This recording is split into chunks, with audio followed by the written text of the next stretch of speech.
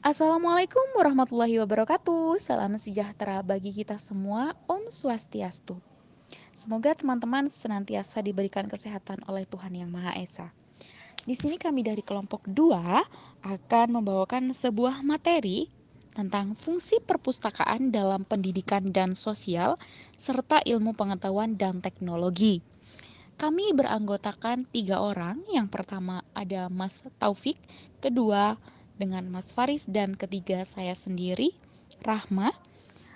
Adapun di sini kita akan mengulas tentang pengertian perpustakaan, fungsi perpustakaan dalam dunia pendidikan, fungsi perpustakaan dalam sosial, dan juga kami akan mengulas tentang fungsi perpustakaan dalam ilmu pengetahuan dan teknologi. Untuk pengertian perpustakaan sendiri, ada beberapa pendapat para ahli. Di sini saya akan membacakan pendapat Sulistyo. Perpustakaan diartikan sebuah ruangan atau gedung yang digunakan untuk menyimpan buku oleh terbitan lainnya yang biasanya disimpan menurut tata susunan tertentu yang digunakan pembaca, bukan untuk dijual. Di sini ada 2 unsur utama dalam perpustakaan, yaitu buku dan ruangan.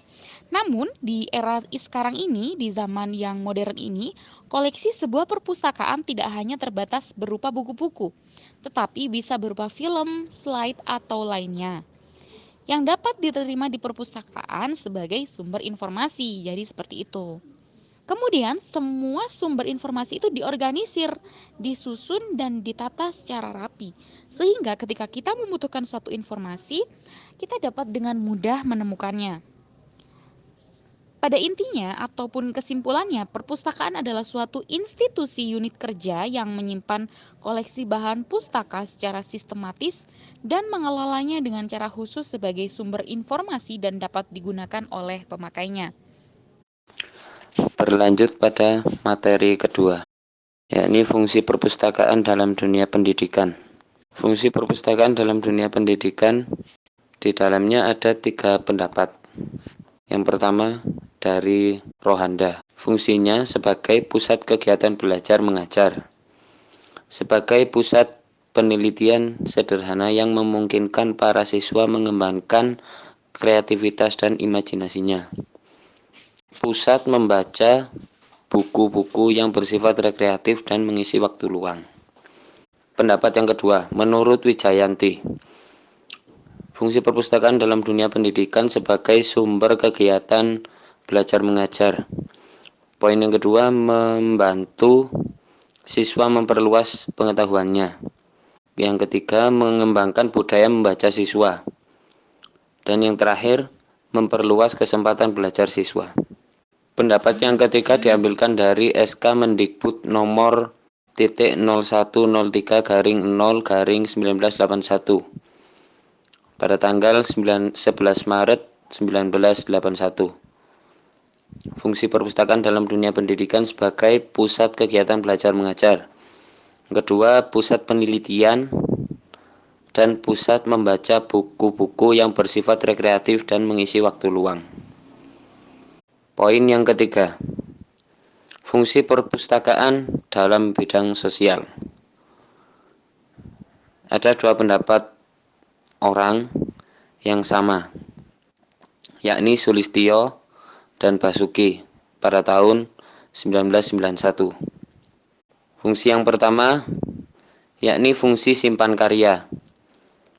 Perpustakaan berfungsi untuk menyimpan hasil karya yang diciptakan masyarakat. Selanjutnya, fungsi informasi. Perpustakaan harus dapat memberikan informasi yang dibutuhkan oleh masyarakat. Yang ketiga, fungsi pendidikan. Keberadaan perpustakaan selaras dengan tujuan pendidikan. Yang keempat, fungsi rekreasi. Perpustakaan juga mampu menyajikan informasi yang menyenangkan dan menghibur bagi penggunanya. Fungsi yang terakhir yakni fungsi kultural, merupakan fungsi perpustakaan sebagai media untuk melestarikan kebudayaan yang ada di masyarakat. Baiklah, selanjutnya kami sampaikan terkait dengan fungsi perpustakaan bagi ilmu pengetahuan dan teknologi.